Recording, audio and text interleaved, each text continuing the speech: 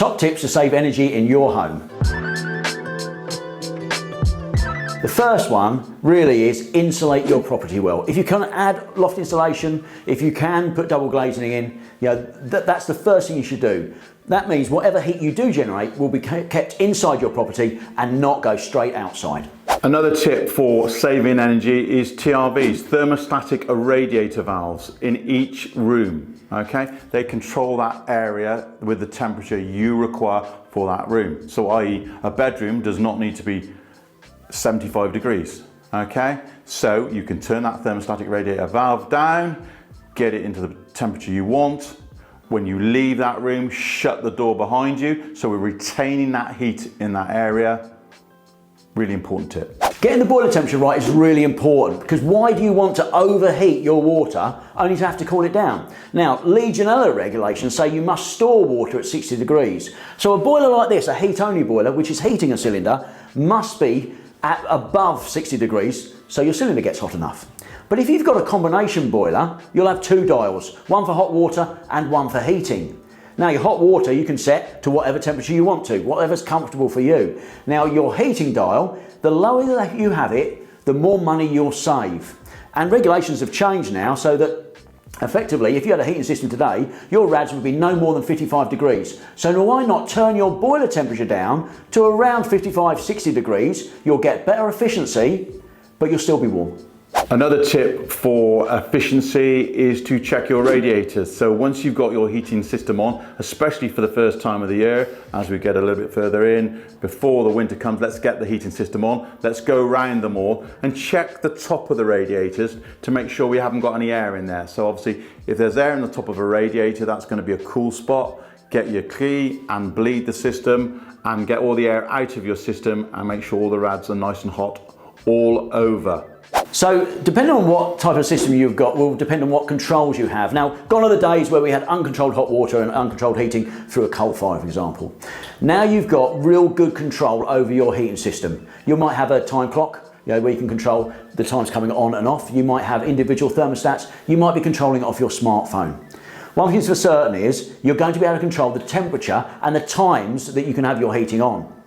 So the best settings are the settings that suit you. If you want to have your heating on all day, you can, but I can tell you now that will cost you more money. The best time for having your heating on is when you're in the property, when you need it to be heated. There's no point in heating it unnecessarily. You might have different zones, so a thermostat upstairs and a thermostat downstairs. So why not have the thermostat upstairs a little bit cooler? You don't need to have your bedroom temperature up to 20, 25 degrees. 18 is the recommended temperature for a bedroom. Whereas downstairs you can have slightly hotter.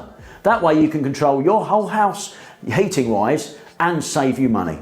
So your location of your thermostat, you could quite easily have 2 or 3 thermostats in your property.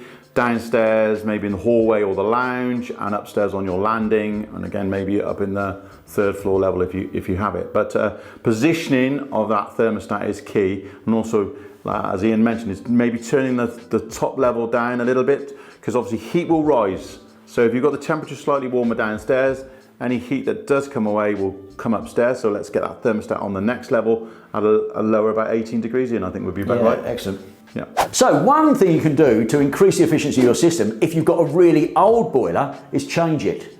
Now, I know that's expensive, but when you think about how much heat you pay for and how much heat you get, it may be beneficial. So you might have an old back boiler, maybe 60 to 70% efficient, and what that means is you're paying £1 and only getting 60 pence of heat, or maybe 70 pence of heat. Whereas this boiler, for every £1 you pay, you get 90 pence of heat. So it's gaining you efficiencies. Not all the time we can change that boiler, okay? It's a big expense. So for me also, the beauty of the ADEY best practice and the retrofit piece here. Look, if you've got an existing system that's hasn't had a little bit of love, needs looking after, let's get the system magna cleansed, let's get the water quality good, let's get a filter fitted, and hopefully then that system might be able to continue on for another couple of seasons until maybe we're in a better place to change the boiler. But what you can do is get that water quality right at a slightly lesser expense than a new boiler. But it's a really good point, and that means that when you do change your boiler in the next year or year after, you're complying with Part L already. If you want more top tips like this, press subscribe. Why can't I say subscribe? If you want more top tips like this, Press subscribe. Oh, fuck. If you want more top tips like this, why not press subscribe? Why don't you say that, Colin? Well, I'll have a go. If you want more top tips, please subscribe.